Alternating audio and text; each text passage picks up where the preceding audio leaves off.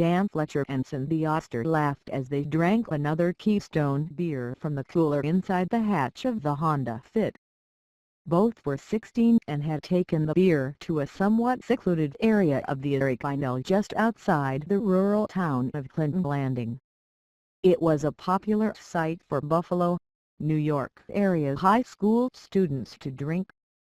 The scattered beer cans next to the car confirmed that others had recently been to the same spot. Neither Dan or Cindy cared about the film flying around them. "You know what, Cindy?" Dan said as he finished his Keystone. "We should swim in the canal." Cindy looked perplexed at the suggestion. "We didn't bring swimsuits, Dan." "Who needs suits?"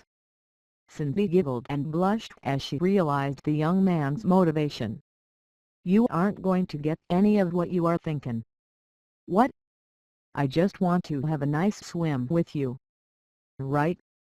And you think I was born yesterday?" Dan stood up and removed his shirt. "Suit yourself, Cindy. I am going in." And with that he striped and went jogging toward the canal. Cindy hesitated for a moment and then called out, "Hey, wait for me." She removed her shirt before running toward the canal. She decided that she would swim in her underwear.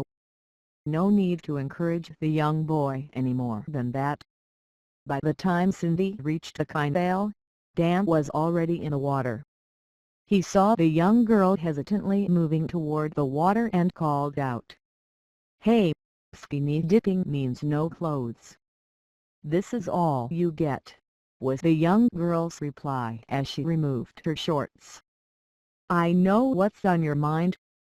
I just want to swim, Cindy." "Yes. And I still want to become a nun." Dan sighed and shook his head. His hopes of seeing Cindy naked didn't look like they were to be. As Dan waited for Cindy to enter the water, a large growl came from behind him. He turned to see what the source of the noise was and saw a large splash in the water about 40 yards away. Something was emerging from the water. Something big. Something menacing. Dan didn't wait to get a better view of the disturbance. He had seen all he needed to see. He rushed for the shore and called out to Cindy. "Run!" They ran to the Honda Fit and got inside. The noise continued for a few moments and then stopped. They sat quietly as Dan thought about what to do. After 45 minutes of silence outside and continual shaking inside, Dan Fletcher decided to call 911. They got dressed as the police arrived at the site. Sergeants Charles Keegan and Tom Warren explored the area as Chief Jeffrey Rowden took statements from Dan and Cindy. The two kids attempted to tell the facts to the police chief as calmly as they could, but shaking and halted speech told Rowden that both were still in shock. Rowden cleared his throat as he asked his first question. "So this monster came out of the water?" Dan didn't know how to reply. "I didn't say it was a monster. It was a thing." "A thing?"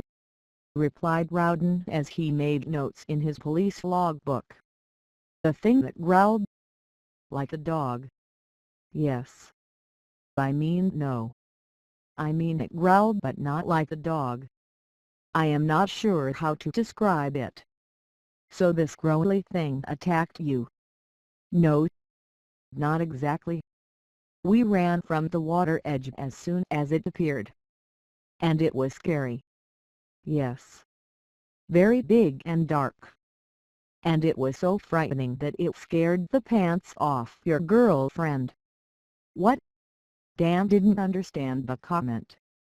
Sergeant Charlie Keegan held up Cindy's white shorts, apparently retrieved from the water edge near the canal. Upon seeing the shorts, Cindy looked down and finally realized that she had been standing before the police in her pink panties. She had put her shirt back on but had forgotten about the shorts which had been left near the water. Cindy Oster tried to cover her groin with her hands but was not very successful.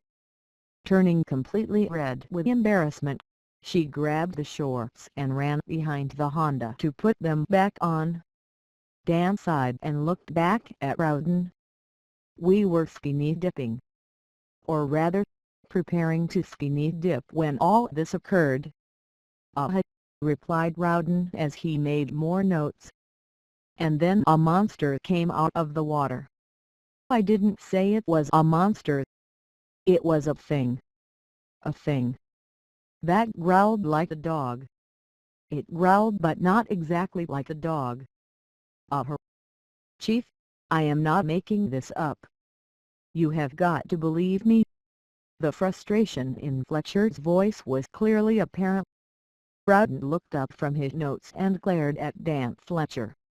"Young man, you want to know what I think? I think all these cans beside your car show that both of you were drinking.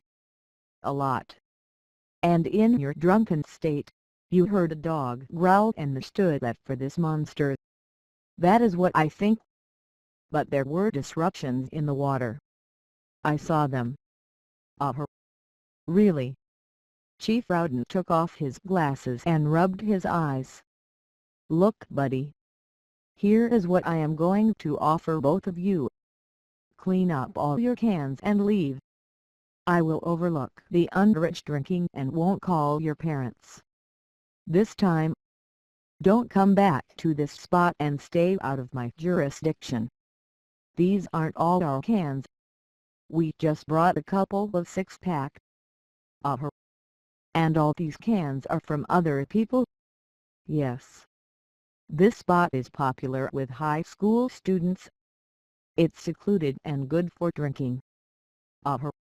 "All these high school students come here to drink Keystone because it's so good?" "No. They'll bring Keystone because it's cheap." "Really, Chief?" "Young man, I suggest you accept my offer and clean up this spot and just leave." Cindy Oster pulled at Dan Fletcher. "Dan, let's just go." Fletcher sighed and started picking up the empty cans, placing them in his Honda hatch since he didn't have a garbage bag. 3 minutes later, he started the car and headed back toward Buffalo, anxious to leave Clinton Landing behind.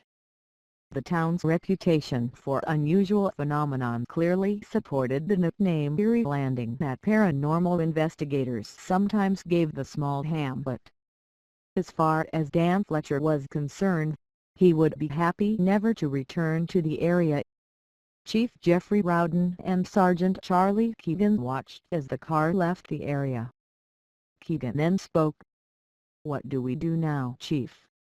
"Nothing. We wrap up here and write a report on the incident. No follow-up." "But Chief, this is the 4th time." "Keegan, you have to learn when to drop things. I said that this is a wrap. Drop it." "But Chief." "No buts. Wrap it up." The next evening, Charlie Keegan returned to the Ericino site with an infrared camera.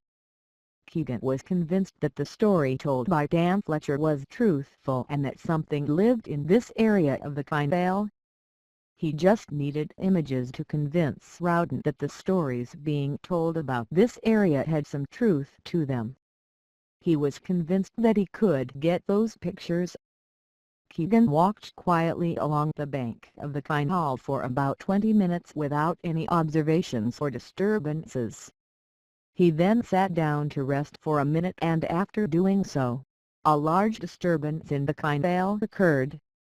A monster nearly 9 feet tall and with sharp fang-like teeth came out of the water and approached Keegan. Startled, Keegan fumbled for his camera, but it was too late. A monster grabbed his upper torso and tossed the 190-pound man around like a sack of potatoes.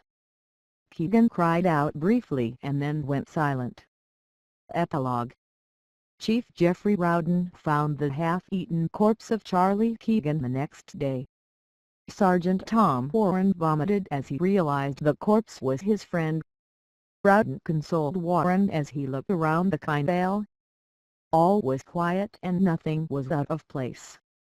"What do we do now?" asked Warren as he looked away from the corpse. "We write this up as a boating accident, the victim being cut up by propeller blades after falling into the water." "Chief, we have no evidence of that." "That is our best theory." Warren nodded and called for an ambulance to take the body to the Clinton Landing morgue. "Tom, one more thing." Warren looked up at the chief wondering what the older man would say. "Ask the Department of Public Works to put new no swimming signs along this part of the canal. The last ones were taken down by all these kids." Warren nodded. "And Tom, have them place on the signs unsafe water conditions. Pollution. We need to do that." "Chief, we have no evidence of water pollution." Rowden signed and nodded. "I know. But do it anyway."